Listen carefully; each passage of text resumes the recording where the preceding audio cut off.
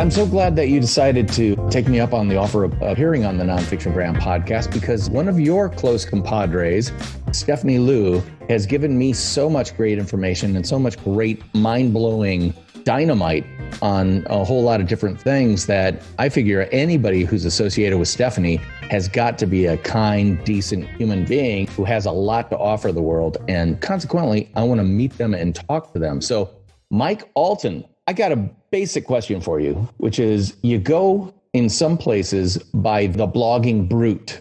What does the blogging brute actually mean?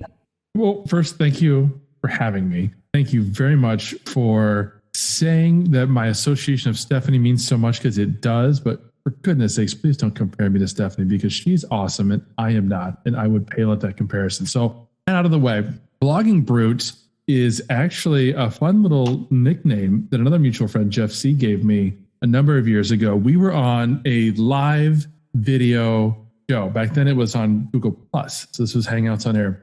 And it was a show that he started with a bunch of us, and we were interviewing, I want to say Guy Kawasaki at the time. I don't remember. We interviewed a bunch of people back then.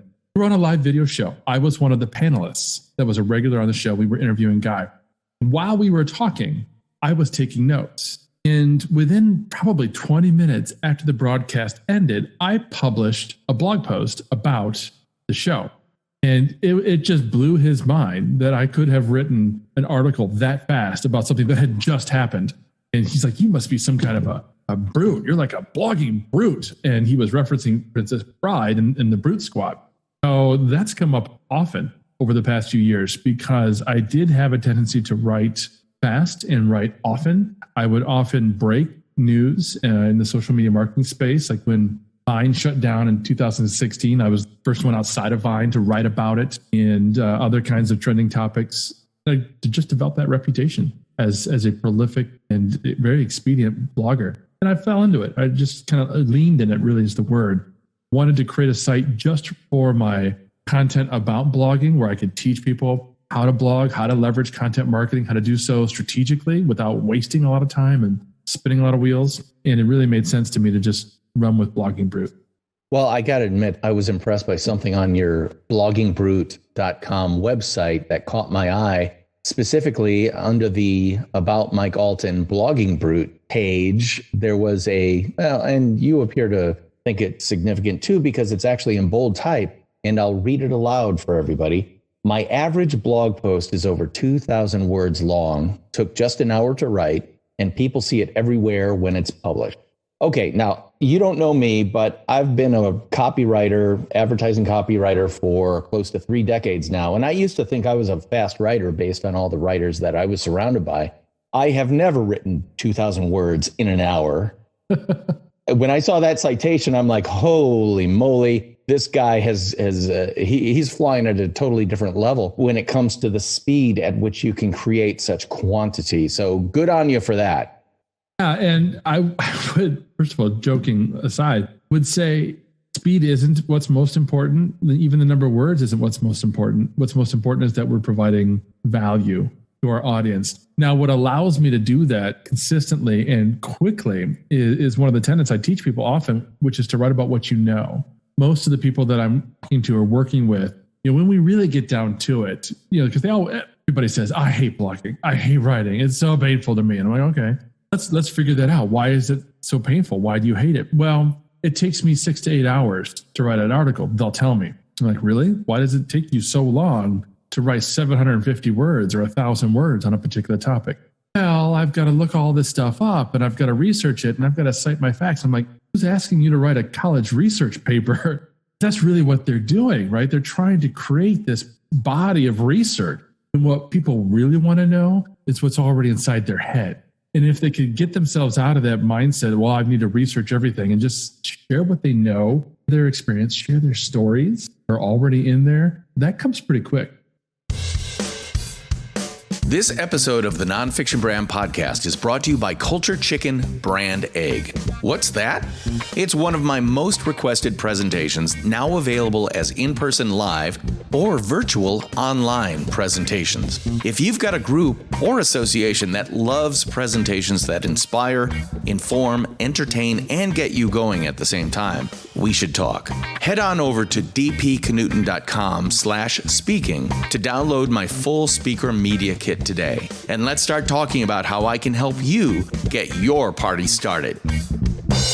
It's interesting you bring that up because regular listeners to the Nonfiction Brand podcast will remember recently Andy Crestodina of Orbit Media Studios in Chicago, Illinois was on, and he was talking about what you kind of described, which was the deep, rich, multiple hour blog posts that can create a whole lot of activity for you, especially if you want to present yourself as an authority on any given subject, about any given topic, etc. But you're talking about a slightly different style of blogging, which is not necessarily put on your professorial hat, but put on your conversational hat. Put on the, hey, here's one thing I learned. And maybe, am I putting words in your mouth to say, write a blog post about one thing that you learned that might be of value to an audience?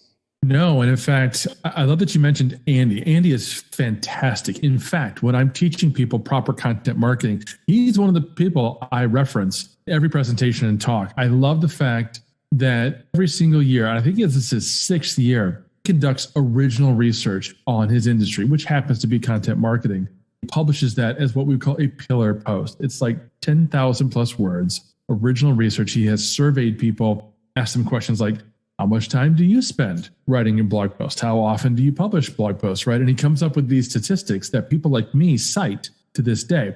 It's beautiful. And I do tell people, you should come up with a way to do something like that every quarter. Maybe it's not original research. Maybe it's just a thoroughly researched topic where you're really going into the depth of how to do something. But that's not what the average piece of content is probably going to look like for most businesses. Business is a little bit different, and maybe the goals are a little bit different. But if you as a business are looking to create real brand awareness, really up your potential to rank for key search terms within Google, and to provide your audience with a regular source of information that helps establish your authority, then you don't need to spend that much time creating blog content regularly. 12 hours a week, writing, anywhere from 1,000, 2,000 word article that, as you said perfectly, shares one thing that you've learned, particularly if you can frame it from the perspective of your clients and customers. If you can make them the hero of the story and share what they learned, what they accomplished, and you're just kind of along for the ride, that's golden. And it's, again, typically not something that would take you that long, but hopefully it's something that you can publish on a regular basis. Yeah, that's really great. And I often think in terms of analogy and metaphor, and that's the way my mind works. Forgive me if I do that. But what I hear you saying is that if you're serving up a meal to friends, not every meal has to be a 7-course dinner. Some could just be, here's an appetizer and a drink. And still, you get the value of being a perfect host because you're sharing of yourself, what you know, and how you know it. And you're proving that to everybody. And from my point of view, that's the most important thing when it comes to actually building a presence and personal brand, especially via the free tools of social media, which, that's just opportunity staring you in the face on the table.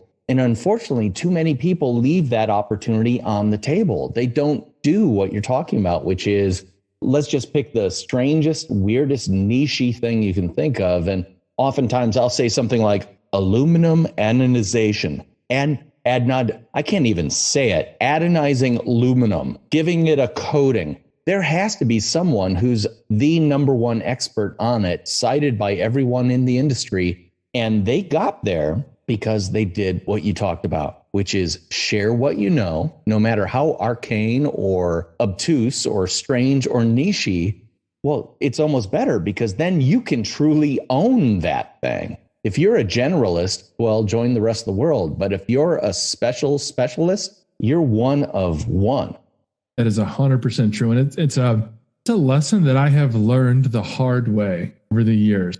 I started writing about anything that I considered within the realm of online marketing, which is a huge, broad space, right? I wrote about social media and content marketing and SEO and email marketing and paid advertising and even like online classified ads, email signatures. I even went so far as to write about technology that was being developed and released. Like I live blogged iPhone launches and those kinds of things. And it was just anything that I could think of was related to my core business, which at the time was 100% just social media. I wrote about it. And it wasn't until years later that I looked back and finally learned this hard lesson, which was that most of that effort was a total waste of time. Nobody came to read my live blog of the Apple iPhone 3GS when it was released. Nobody read that article that day or any day afterwards, which means all the time that I put into creating that piece of content was a waste. And it gets worse because when you know SEO and you know content creation, what you know is that your website has a total number of pages, posts, and total words. And Google's not really looking at when you publish things. I mean, they are, but not thinking about the way you and I are. Google's looking at your entire site. How many words did Mike write about blogging? How many times did Mike write about Facebook? And when you add irrelevant content to your site, it waters down the overall ratio, right? My site, the Social Media Hat, which is my social media blog, it's well known and well ranked for Facebook related topics. That drives traffic all day long. But when I publish something about email signatures, when I publish something about Apple iPhones, I'm adding to the total word count and page count of the site. I'm not talking about Facebook in those posts. So it's really diluting the effectiveness of the site. And that's something that you could easily see or measure. It's only really in hindsight that you realize, oh, okay, that article is not part of my core. I shouldn't have published it. I shouldn't have wasted the time. And I shouldn't have wasted the space, literally, on my site. That's why a lot of SEO experts today will tell you, look, go through your site today, look at all the articles that are getting traffic and all the articles that aren't getting traffic, and just start deleting them, start unpublishing content that's getting no traffic. And if it's getting some traffic, see if you can either redirect it to a better article or improve it in some way, because that stuff, that garbage that's not getting any traffic at all, that's actually hurting you. Yeah, well, I think what you're talking about is relevance, right? If you have a central pillar that you are trying to become an authority in, you want everything to be very closely associated with that pillar, or at least within 10 feet of it. I'm sure if you wanted to talk about going to a conference that was about blogging and you had some takeaways from that conference, that may be a little bit off topic of what your core thing is, but it's a sister, it's a brother, it's still in the same family. Whereas if you went to a baseball card conference where people are buying and trading baseball cards, all of a sudden, what's that got to do with your central idea? Now, it may give a little bit of flavor into who you are, but it certainly doesn't talk about what you do and how you do it in a way that supports you and supports your personal brand. Because the old brander in me goes way back to when early on in my career, I worked on Coca-Cola, and those guys sell brown, bubbly sugar water, right? And how many other people sell bubbly brown sugar water? Yeah. Thousands. And yet, what's the number one purveyor of bubbly brown sugar water? So much so that people get their logo tattooed on parts of their body. That's Coca-Cola. And guess what? They don't stray. I mean, I had my posterior handed to me numerous times when I was writing copy, and it would get shot down because it didn't have anything to do with authenticity, sociability, and refreshment. Those three words were the words they judged everything. How does this say sociability? How does it say authenticity? We're the real thing. We beat Pepsi by a year, literally a year, but they're the real thing. They're the first. And they never wanted to stop telling that story. Well, so what is the story about you? Like if I'm, and again, nonfiction branders, I am meeting Mike Alton for the very first time via Zoom right now, based on the fact that we have some mutual friends, and I've done enough research into who he is to go, wow, this guy knows what he's talking about in certain specific areas. Number one, blogging. The whole Blogging Brute website that you've got is all about that. But it doesn't stop there. You've also got the socialmediahat.com, which is about social media and providing social media resources, social media tools, et cetera, et cetera. And like I'm looking at your blog post that you put up yesterday, the social media job hazard no one is talking about. If social networks are as toxic as some claim, how is that impacting social media managers? That's a really interesting thing. I saw that today and went, wow, I've been thinking about this for the past, 60 days. And you're the first person who's actually asking and answering that question. That makes you interesting and valuable to me. And again, you're not talking about baseball cards. You're not talking about skateboards. And you're not talking about the perfect smoky eye makeup technique. Although I'm sure you could. Yeah. I could totally talk about that. No, but I loved earlier when you went to a food reference, and Stephanie would appreciate this too. We love using food as a metaphor. And in this case, what we're talking about is you as a business, as a brand, you are a restaurant with a very specific cuisine, and you have a very specific menu that reflects items from that cuisine. Mexican restaurant, Italian restaurant, whatever you want to, whatever your flavor is. But that's the kind of restaurant you are, and that's the kind of menu you serve. And you do that because you are setting expectations. When the people walk through your front door and they sit down in one of your booths or tables and they open up your menu, they're not sitting at a Mexican restaurant expecting to see sushi. Right. That would be a little strange. Right. Now, maybe you're one of these new age fusion chefs that's, putting, sushi and tacos or something. I don't know. I'm not judging. But the point is most of the time we're sitting down and we have certain expectations. And when those expectations are met, we're happy. It's the same thing with Google. It's the same thing with your audiences, right? I usually recommend people have 3 core categories, topics, whatever it is. These are the 3 things, the 3 themes we're going to hit. And one of the things that you'll see from me, if you follow me on social media, is that I have a love for Star Wars. That's part of my personal brand. It does get reflected a little bit in my content, but I'm usually not teaching Star Wars. I'm teaching content marketing through a lens of Star Wars. For example, the composer of all the films, all the core films of Star Wars is John Williams, famous composer. He did Jaws and Indiana Jones, of course, and many others.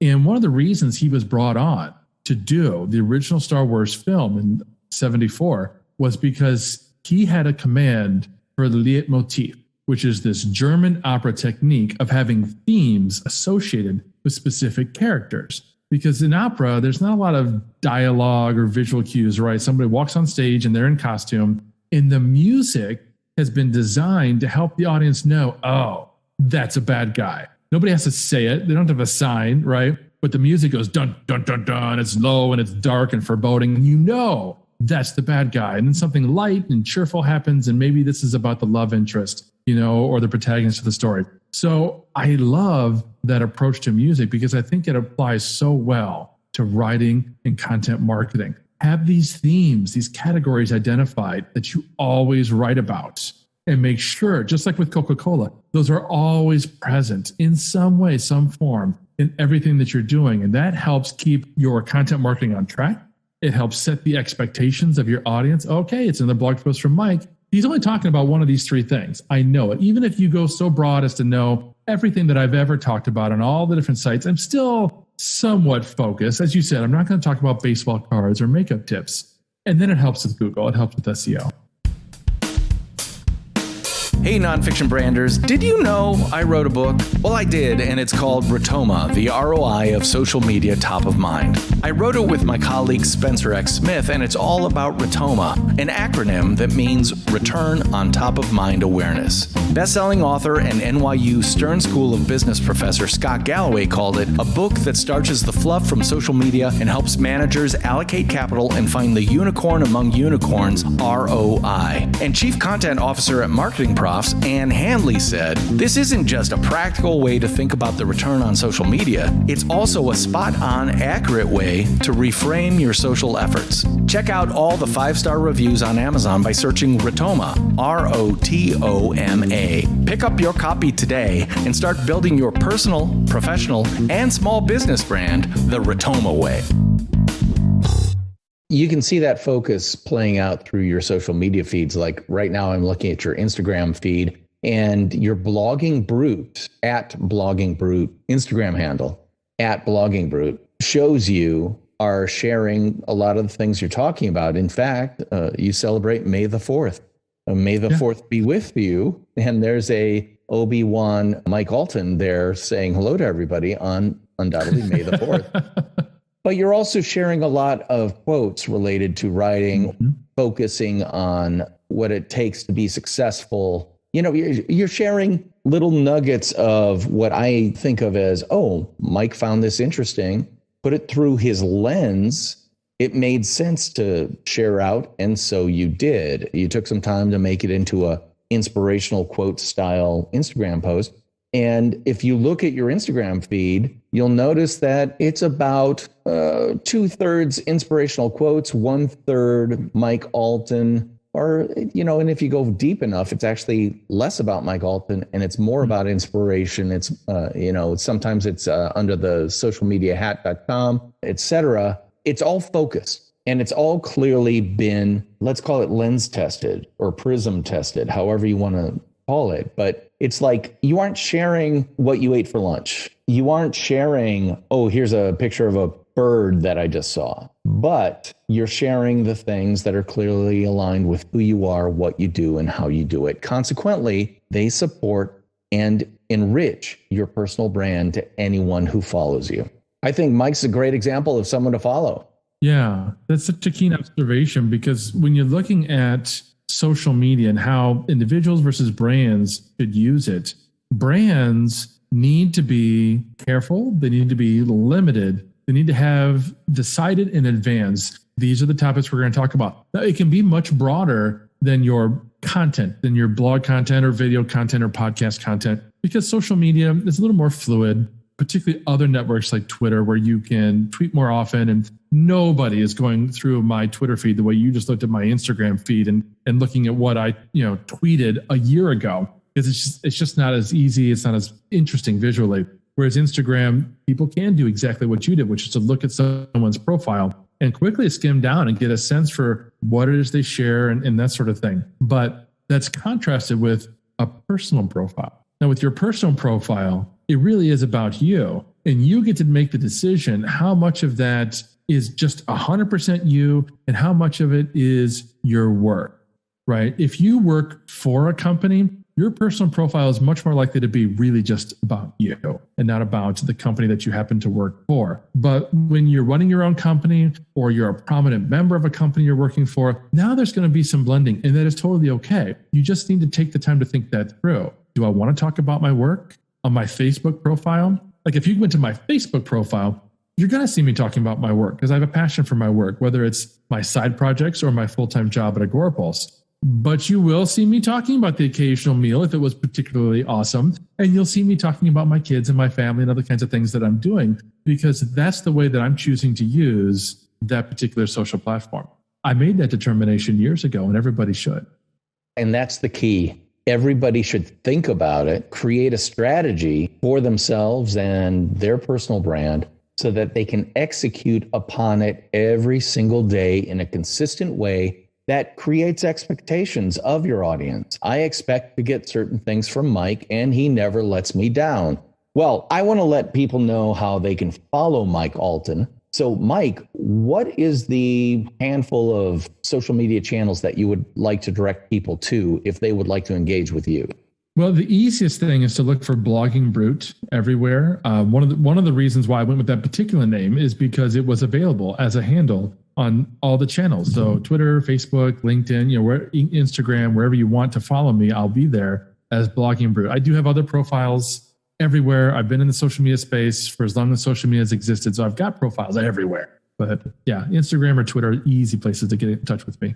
Great. And we're going to continue this conversation next week, where we'll talk about some really exciting stuff like the fairly recent release of a brand new book featuring you and the entire 360 marketing squad cast of characters, including Stephanie Liu, who we here at the Nonfiction Brand podcast dearly love. So be sure to check us out next week as well. For now, I'm DP Knudten of the Nonfiction Brand podcast. Please like, subscribe, refer this podcast to others, but most of all, can you do me a solid and give us a review wherever you get your podcast, because that helps other people find us. Until next week, once again, I'm DP Knudten, and he is Mike Alton. And we'll be talking at you next week. Bye-bye.